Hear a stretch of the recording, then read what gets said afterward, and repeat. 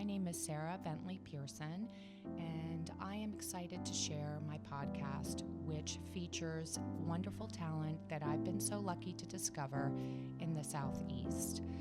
This was born out of a list that I created in 2015 called Sarah's List.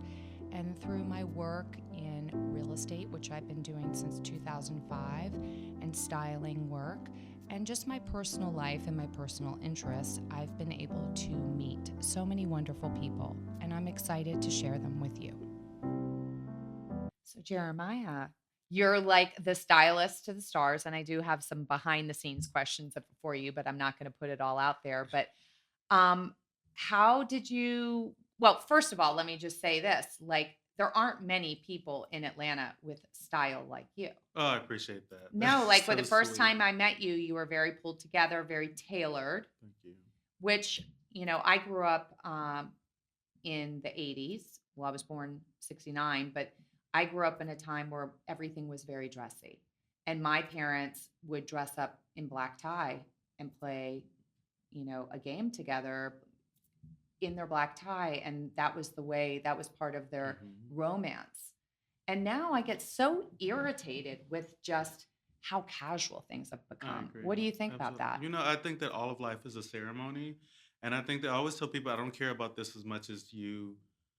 I don't care about it in the way that people think I should as a stylist. I care more about the ceremony that's happening around our clothing and why it's important to wear certain pieces to certain things and in front of certain people, right? Like if I was going to meet the president of the United States, there's a way I must show up, to Yeah. honor that. Yeah.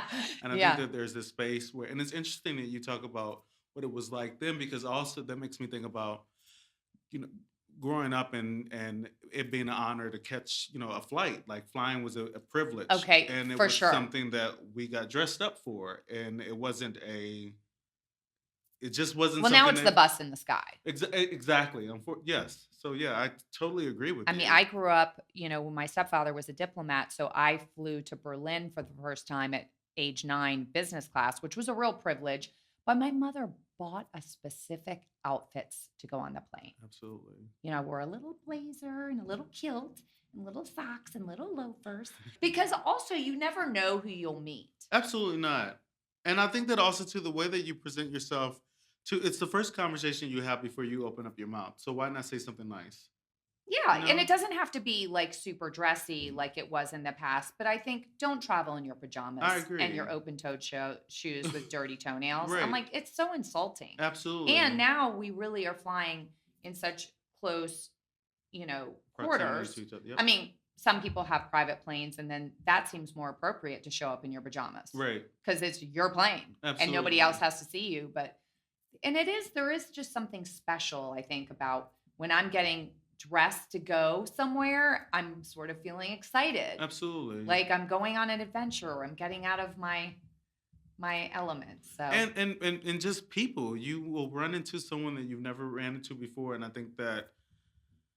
I just think that this is the most polite way to introduce yourself to someone, right? Like it's really for, in my mind, it's really for the different facets of your life, along with the individuals who are tethered or threaded together in those worlds or those facets, if that makes sense.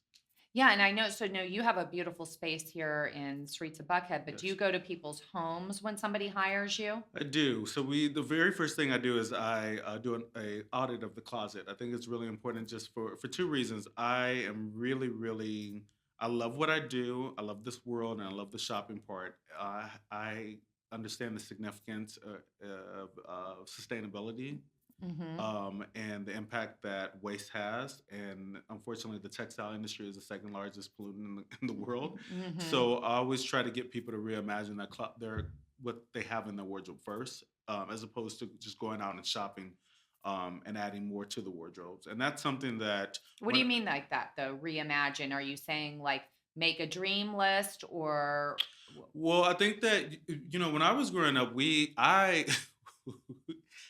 here's my truth. When I was growing up, I was gonna wear an outfit or two twice a week. Like we had to figure out a way to make this. I didn't live in a home where it was. I would I had something new every day, right? and I think that we've moved away from styling and we've stepped more into the space of trends and what's you know, wear now, buy now type of thing. And it's interesting because I've seen clients move away from a space of like, oh, I can style this up this way, and more into a space of, oh, I need to buy this, or this is new, or this is what was just released, or can I get this before everyone else gets it? Mm-hmm. And while there is that special element to that, and some of us are in need of the some clients exist in worlds where it is important for them to have something new and fresh all the time, but the majority of individuals, that's not the case.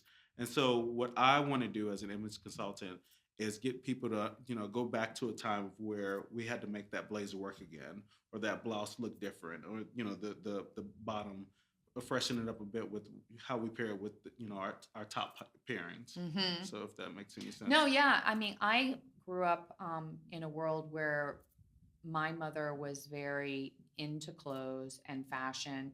And there were times when she never paid retail. She was somebody like that. She would rather have the really best thing Absolutely. and maybe get it on sale, or Right. even she bought things from vintage stores, or like a very nice used clothing store, because Absolutely. she was that type of a person that she schooled me on Pucci and Yves Saint Laurent. And uh she was not a volume person. She Right. was a quality person. And Absolutely. I remember being in eighth grade, I never really paid much attention to my mom's clothes. I always knew that she looked different, and it Hmm. was a little embarrassing. So I'll tell you a funny story about that with my son and me. But a friend of mine said that her mother just said that my mom was dressed beautifully. Mm, And so she would always say, like, look at the lining of a jacket, look how absolutely. something is made. And I actually feel like I buy more than I really should because I love clothes, but I love it when people have less and always look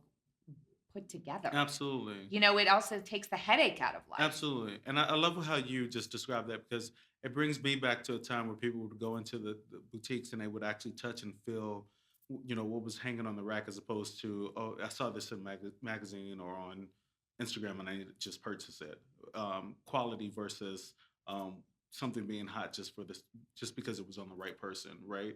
Your Mhm. your mother sounds to me as someone who went in and looking for something that was special and felt special, and that she knew would take her through all the years of time, right? Mhm. And people don't shop like that anymore. And so as part of what I do is bringing us back to that more ceremonial time, when as it relates to clothing. Well, and if you have a client that isn't super budget oriented, I don't know if you know this, but I have done some styling work, and Yes.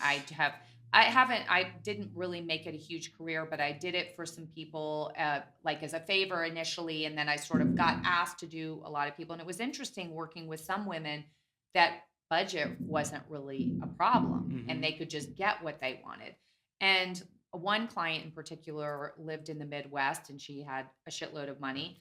So I put her in Cucinelli Hmm. because I was like, well, that's like the coolest casual clothes and it's beautifully made. But what do you do with that person that doesn't necessarily have a budget? We'll go to the budget person, but Right. doesn't necessarily have a budget. But how do you get them to like not have so many things? I've gone into people's closets and I'm like, there's too much stuff Stuff. here. It's funny you should say that. I think that there's a space. It's so funny you should say that. I don't know if there's enough time to get into it. I think that when I first stepped into this world, it was about having the client that was able to,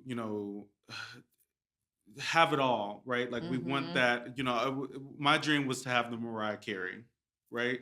And I think that, and I'm grateful for that experience because Oh, I did you got, dress Mariah? no, not her herself, But but I that wanted that kind of like right, experience, that I right. wanted to be able to shop for men and women who live extraordinary lifestyles, who are influential and affluent, and it just really is a matter of a swipe of a card to make Hmm. certain things happen. Hmm. And I experienced that. I also experienced the pain of what it means to have to consume for the sake of consumption, and to have something, to weaponize clothing, to weaponize your dollar amount because you can afford to purchase it.